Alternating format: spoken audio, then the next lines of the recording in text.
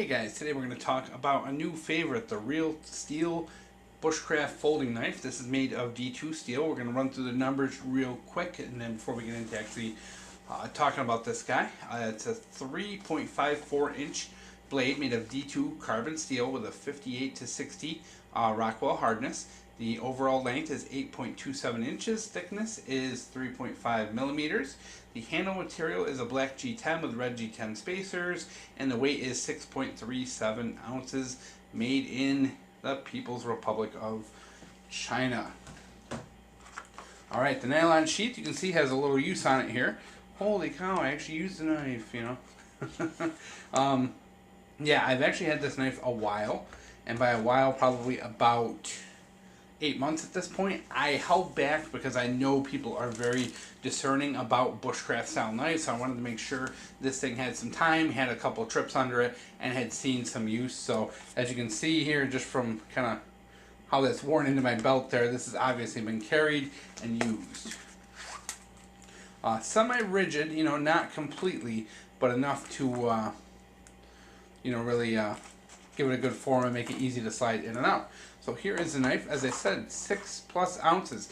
This is a very heavy knife. This is not something you're going to carry if you're weight sensitive on a daily basis. Not the best for an EDC blade anyway, but there it is, fully extended. The beauty of this here is that what you do have is a nice scandi ground knife that's foldable, and it has a liner lock. I'm going to try and bring this in a little closer, show you that lock up. You can see the lock up's pretty good. You can see the lock bar is on there pretty much the entire way. It's a little thin for my liking for this style of knife, but I can handle it. The steel liners in there are not milled out, they are solid. Then you have your red G10s. It gives you a very kind of large handled knife, so if you do prefer that, you do have it. You got lanyard in the back. Kind of partial open construction there, jimping on the back as well. Dual equal size thumb studs. A little bit of a finger choil there, and a little kind of sharpening choil.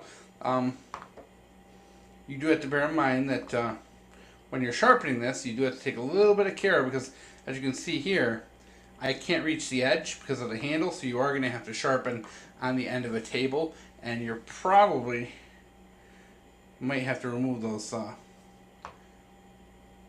thumb studs as well. I've only stropped this thing. It's D2. It holds a wicked edge. So far just stropping. Fit and finish on the handle is excellent. It feels really good in the hand. You can see you got that little cutout there, which even as a lefty, that actually fits nice in the left hand. Sometimes when people make cutouts and all that for knives, us lefties do suffer a little bit. Scandi ground edge. Very thick. I mean, look at the thickness on that, guys. That is quite an impressive thickness, and it is full flat grind down to the edge, which is a scandi. Came very sharp out of the box. I remember when I got it, this thing would just peel the hair off you like it was nothing. And well, since we're here, we'll start throwing in some videos, I guess, of me using this knife. So what you're going to see in this video is this knife is very aggressive. It's got that very nice steep scandi angle. This thing's a little bit thicker than your average Mora, so of course, like, you have that kind of chisel-like effect. This thing just tears up green wood. Of course, harder wood, seasoned wood, dry wood, you know, you're not going to get that same, you know, just performance out of it. Obviously, you know, I think scandi grind knives really shine when it comes to you know, using it on green wood. So performance, I think this thing's terrific at making feather sticks. It's terrific at carving. It's got a very strong tip. You're going to see we did some tip tests burying this in the wood to see if the tip will break. Not even close. I mean, that is a very thick tip. I wouldn't anticipate that thing breaking at all. So $50. Yeah, I mean, a bit expensive for, you know, this style of knife, when you can get a Mora for like, you know, 20. But in the end, you know, what you're getting here is a folding D2 steel knife. And some people love D2, some people hate it. Now, I've checked this edge over really well. I don't see any deformation in the edge, any chipping, anything like that. I did some light batoning with this. I've done lots of carving. You know, taking this into the garden, I've cut through, you know, rope and twine, cut out weeds with it. It's been in the dirt. It's been, you know, you can see this knife is pretty dirty. Yeah, I mean, it holds a great edge. I haven't noticed any edge deformation yet, and I'd be able to keep the edge sharp merely by just aggressive stropping at this point.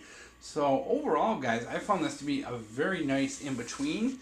You know, when you're looking for that folding knife, something you can keep in your pocket, keep on your belt, but want that performance you're going to get out of something like a Mora, I think this is a great compromise. And the D2 steel holds a pretty good edge for a semi-stainless steel. It's, you know, it's going to be a bear to sharpen, guys. If you really let this edge go, it's going to take a while. And from the looks of it, when you look at this under a loop, and you can see a little bit of the reflection here, I do think there is a bit of a micro bevel on that edge. It's still sharp. I can't believe it.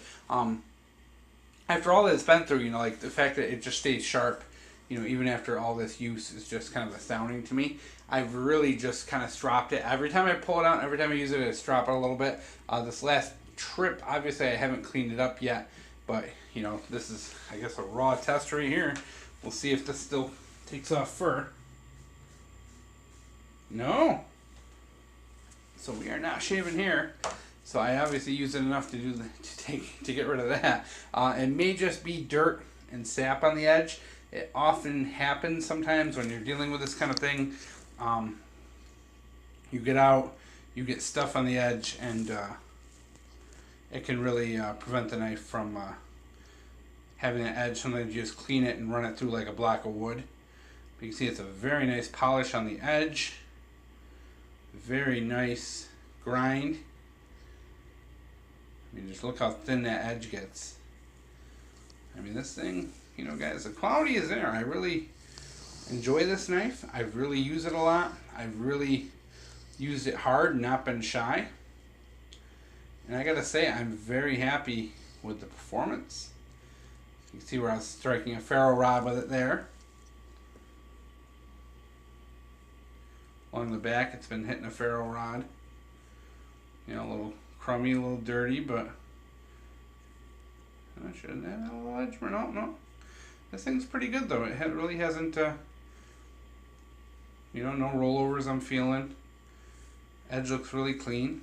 So yeah, very happy with the workmanship. Very happy with the quality of it. Overall, 50 bucks. I think it's worth it. I think it performs well, and you know, gives you that good compromise of a folding knife to a kind of a belt knife.